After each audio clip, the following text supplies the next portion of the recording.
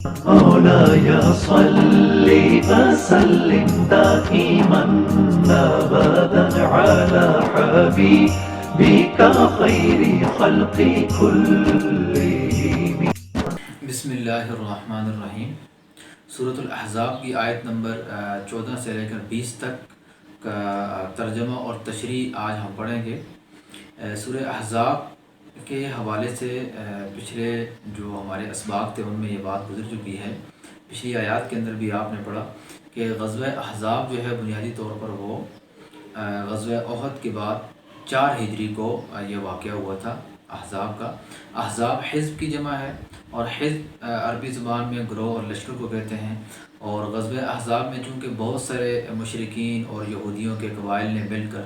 گروہوں نے مل کر مسلمانوں پر حملہ کیا، مدینہ پر حملہ کیا، تو اس وجہ سے اور اسی غزوے کے دوران سورہ احزاب نازل ہوئی، تو اس صورت کو سورہ احزاب کہا جاتا ہے. سورہ احزاب کی ابتدائی آیات میں نبی اکرم صلی اللہ علیہ وسلم کو اللہ رب العزت نے مختلف احکامات کی تلقین کی کہ کفار کا کہا نہ مانیں اور وحی کی اتباع کریں اور اس طرح کے دیگر احکامات. پھر اس سے آگے چل کے جو ہے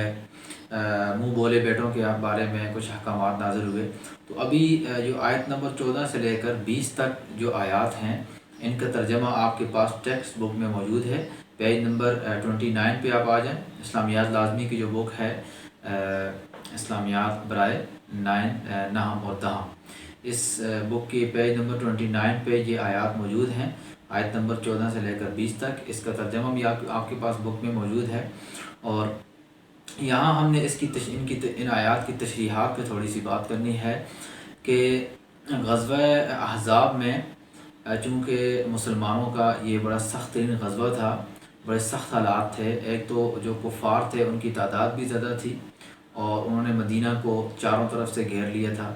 نبی اکرم صلی اللہ علیہ وسلم نے مدینہ منورہ کی حفاظت کے لیے اس کے اطراف میں خندق کی کھدائی کی. تو صحابہ نے خندق کو کھودا. اس دوران پھر جو ان پر مشکل حالات گزرے اور پھر فاقہ بھی تھا، مسلمان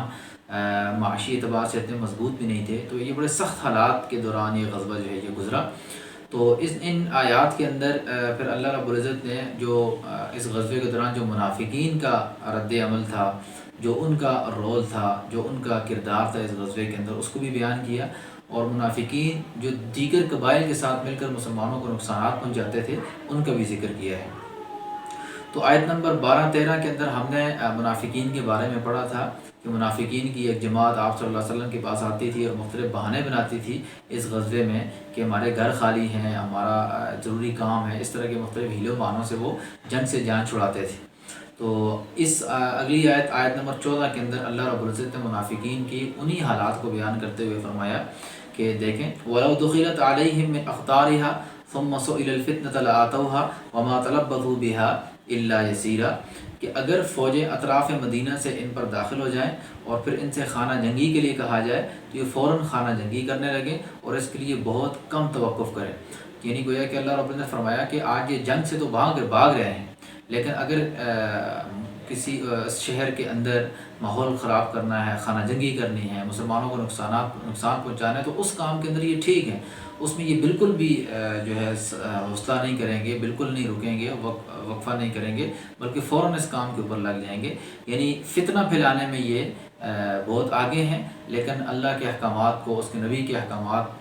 کے طریقوں پر پورا کرنا اس معاملے میں جو ہے یہ بہت کمزور ہے. تو اس سے اگلی آیت وَلَقَدْ كَانُوا آیت نمبر 15 وَلَقَدْ كَانُوا عَاهَدُوا اللَّهَ مِنْ قَبْلُ لَا يُوَلُّونَ الْأَدْبَارَ وَكَانَ عَهْدُ اللَّهِ مَسْئُولًا، کہ یہ اس سے پہلے خدا سے اقرار کر چکے ہیں کہ لا یولون الادبار، کہ یہ پیٹھ نہیں پھیریں گے. وَكَانَ عَهْدُ اللَّهِ مَسْئُولًا، اور اللہ کا وعدہ پوچھا جانے والا ہے. یعنی اللہ رب العزت نے اس آیت کے اندر فرمایا کہ یہ جو منافقین ہیں، یہ اس قسم کے جو لوگ ہیں جو کمزور ایمان والے ہیں،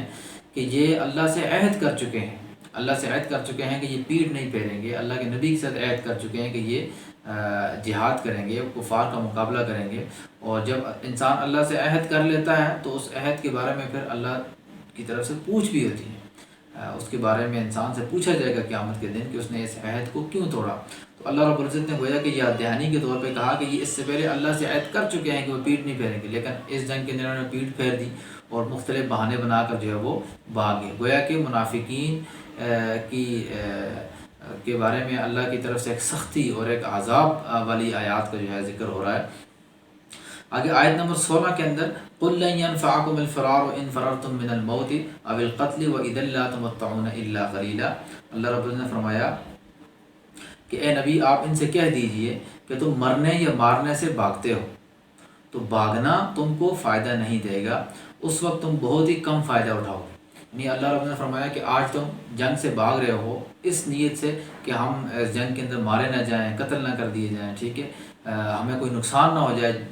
دنیاوی اعتبار سے، تو اللہ رب نے فرمایا کہ ٹھیک ہے آج تم بچ جاؤ گے، کچھ عرصہ اور جی لو گے، لیکن ایک نہ ایک دن ضرور تمہاری یہ زندگی ختم ہو جائے گی، تو یہ زندگی تو ویسے بھی تھوڑی سی ہے، تو یعنی اس بھاگنے سے جو تمہیں فائدہ ہوگا وہ بہت تھوڑا ہوگا، یعنی کچھ عرصہ اور زندگی گزارو گے اور پھر اس دنیا سے تم نے جانا ہے، اور اس دنیا سے جانے کے بعد جب اللہ رب العزت کے سامنے کھڑے ہوگے تو وہاں پر تمہارا جو حساب کتاب ہوگا وہ اس کی بنسبت بہت زیادہ سخت ہوگا۔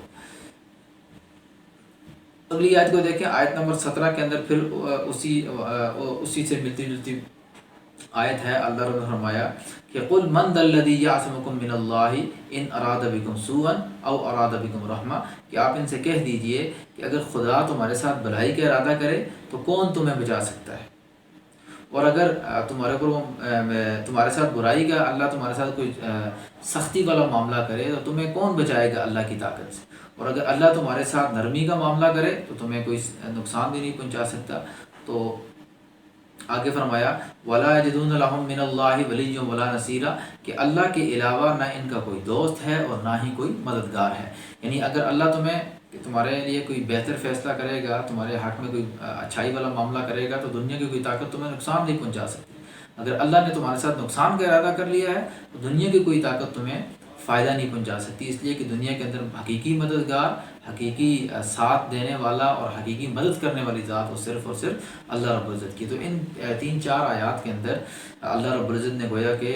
منافقین کو یہ پیغام دیا ہے کہ تم جتنی بھی چالیں چل رہے ہو جہاد سے بچنے کے لیے، اللہ کے رسول کے احکامات سے بچنے کے لیے اور اپنی اس راحت کے لیے، سکون کے لیے، تو یہ ساری چیزیں عارضی ہیں، یہ تم اپنے آپ کو دھوکہ دے رہے ہو، مسلمانوں کو دھوکہ دے رہے ہو، اور یہ تمہارے حق میں بہتر نہیں ہے، نقصان دہ ہیں۔ تو اس سے مسلمانوں کو بھی یہ ایک عام پیغام مل رہا ہے کہ ہم بھی اپنی عملی زندگی کے اندر اللہ رب العزت کے احکامات کو پورا کرنے میں جو ہے وہ سستی سے کام نہ لیں، غفلت سے کام نہ لیں، اور دنیا کے فائدوں کو، دنیا کے آرام سکون کو جو ہے وہ آخرت کے آرام سکون کے اوپر ترجیح نہ دیں۔ اچھا جی، اس سے اگلی آیت ہے آیت نمبر 18، دیکھیں قَدْ يَعْلَمُ اللَّهُ الْمُعَوِّقِينَ مِنْكُمْ وَالْقَائِلِينَ لِإِخْوَانِهِمْ هَلُمَّ إِلَيْنَا وَلَا يَأْتُونَ الْبَأْسَ إِلَّا قَلِيلًا، کہ اللہ رب العزت خوب جانتا ہے تم میں سے جو لوگ منع کرتے ہیں اور اپنے بھائیوں سے کہتے ہیں کہ ہمارے پاس چلے آؤ، اور لڑائی نہیں کرتے مگر تھوڑی سی۔ یعنی یہ آیت ایک شخص کے بارے میں نازل ہوئی تھی کہ جو اپنے بھائی سے کہہ رہا تھا کہ لڑائی میں نہ جاؤ، اور جو کہنے والا تھا وہ اس وقت روایات میں آتا ہے کچھ کھا رہا تھا، تو اس نے جو ہے اپنے بھائی سے کہا کہ تم کیوں جا رہے ہو لڑائی کے اندر، تو اس کے جو بھائی تھا اس نے جواب دیا کہ بھائی تم یہاں چین اور راحت میں بیٹھے ہو اور اللہ کے نبی کا حکم ہے کہ ہم جا کر کفار سے مقابلہ کریں۔ تو وہ پھر کہنے لگا ٹھیک ہے تم چلے جاؤ۔ تو یہ آیت بنیادی طور پر اس کے لیے نازل ہوئی، لیکن جو اس آیت کا مفہوم ہے، جو تشریح ہے، وہ یہ ہے کہ اس سے جو اگلی 2-3 آیات ہیں وہ بھی اسی کے بارے میں ہیں کہ جو منافقین ہیں اور یہ اس قسم کے کمزور لوگ ہیں کہ یہ کیا کرتے ہیں کہ لڑائی میں نہ خود شریک ہوتے ہیں، اور بلکہ خود شریک نہ ہونے کے ساتھ ساتھ دوسروں کو بھی لڑائی سے جو ہے وہ طرح طرح کے ہیلوں بہانوں سے منع کرتے ہیں، ان کو جنگ میں شریک ہونے سے روکتے ہیں۔ تو اللہ رب العزت نے فرمایا کہ یہ اللہ رب العزت ان کو جانتا ہے جو اپنے بھائیوں سے کہتے ہیں کہ جنگ میں شریک نہ ہو، اور ان کو خود اگر جنگ میں شریک ہونا پڑ جائے تو اللہ نے فرمایا کہ وَلَا يَأْتُونَ الْبَأْسَ إِلَّا قَلِيلًا، تھوڑا سا شریک ہوتے ہیں، یعنی شریک ہو کر بھی پیچھے پیچھے ہٹتے ہیں، صحیح طریقے سے دل جمی سے لڑتے نہیں ہیں، اور بھاگنے والی صورت جو ہے وہ اختیار کرتے ہیں۔ اس سے اگلی آیت کے اندر اللہ رب العزت نے مزید وضاحت کے ساتھ فرمایا کہ أَشِحَّةً عَلَيْكُمْ، کہ وہ تمہارے بارے میں بخیل ہیں، بخل سے کام لیتے ہیں، یعنی جب جنگ کے اندر شریک ہونا ہوتا ہے تو اس معاملے میں وہ مسلمانوں کے ساتھ بڑے بخیل ہیں، پیچھے ہٹتے ہیں، ان کا ساتھ نہیں دیتے۔ اور فرمایا کہ فَإِذَا جَاءَ الْخَوْفُ رَأَيْتَهُمْ يَنْظُرُونَ إِلَيْكَ تَدُورُ أَعْيُنُهُمْ، کہ اگر ان کو جنگ میں لڑائی کرنی پڑ جائے، جو جنگ کے اندر یہ شریک ہو جائیں، تو ان کے اوپر اتنا خوف طاری ہوتا ہے اور اتنے خوفزدہ ہو جاتے ہیں کہ ان کی آنکھیں جو ہے وہ ڈگمگانا شروع ہو جاتی ہیں، اور ان کی آنکھیں گھومنا پھرنا شروع ہوتے ہیں، یعنی ان کے اندر گویا کہ جہاد کرنے کی اور کفر کے ساتھ مقابلہ کرنے کی بالکل سرے سے ہمت ہی نہیں ہے۔ اور فرمایا کہ فَإِذَا ذَهَبَ الْخَوْفُ، یعنی جب خوف چلا جائے، جنگ ختم ہو جائے، تو اس کے بعد یہ پھر کیا کرتے ہیں، سَلَقُوكُمْ بِأَلْسِنَةٍ حِدَادٍ أَشِحَّةٍ عَلَى الْخَيْرِ، کہ مسلمانوں کو تیز زبانوں کے ساتھ کاٹتے ہیں اور مال کے حریص ہیں. جو مال غنیمت بعد میں مسلمانوں کو ملتا ہے جنگ کے بعد، تو اس کے اندر جو ہے بڑے لالچی ہیں، اس کے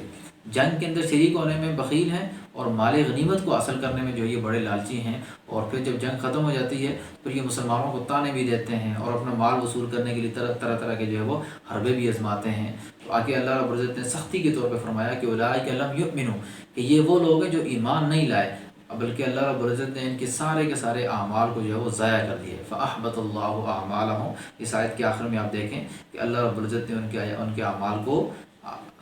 اکارت کر دی، یعنی ضائع کر دیا. وَكَانَ ذَلِكَ عَلَى اللَّهِ يَسِيرًا، اور یہ ضائع کرنا اللہ رب العزت پر آسان ہے.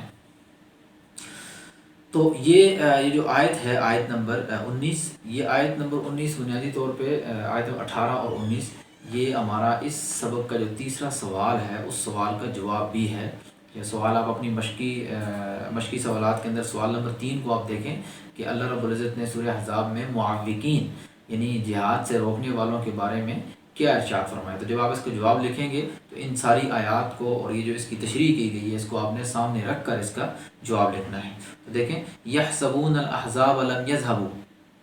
وَإِن يَأْتِ الْأَحْزَابُ يَوَدُّوا لَوْ أَنَّهُمْ بَادُونَ فِي الْأَعْرَابِ يَسْأَلُونَ عَنْ أَنْبَائِكُمْ وَلَوْ كَانُوا فِيكُمْ مَا قَاتَلُوا إِلَّا قَلِيلًا. کہ یہ جو لوگ ہیں، جو منافقین ہیں، کمزور لوگ ہیں، خوف کے سبب خیال کرتے ہیں کہ فوجیں نہیں گئیں، اور اگر لشکر آ جائیں تو تمنا کریں کہ یہ دیہاتوں میں ہوتے اور تمہاری خبر پوچھا کرتے، اور اگر تمہارے درمیان کوئی لڑائی ہو تو اس لڑائی میں یہ شریک نہیں ہوں گے مگر تھوڑے سے. تو یعنی جنگ کے دوران یہ اتنے بزدل ہوتے ہیں، اتنے خوفزدہ ہوتے ہیں کہ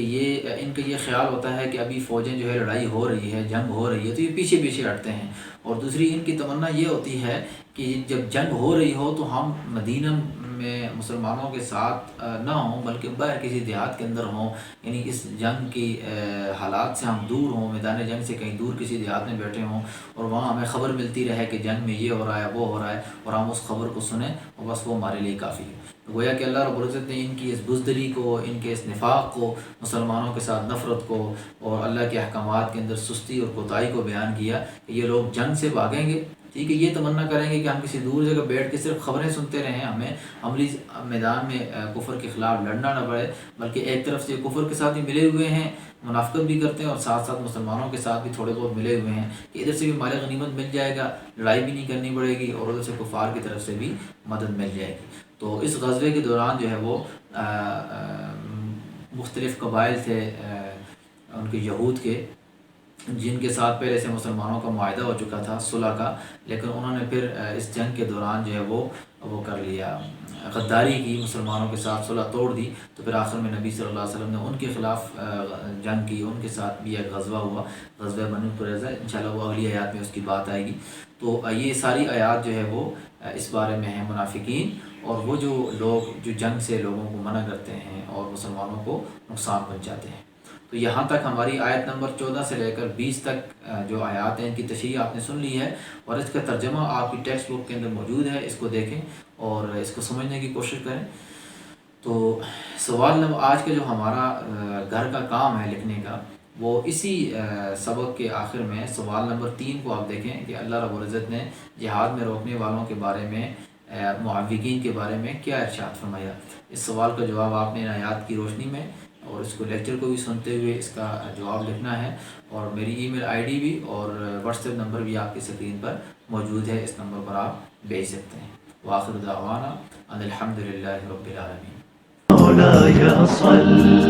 وسلم دائما ابدا على حبيبك خير خلق كل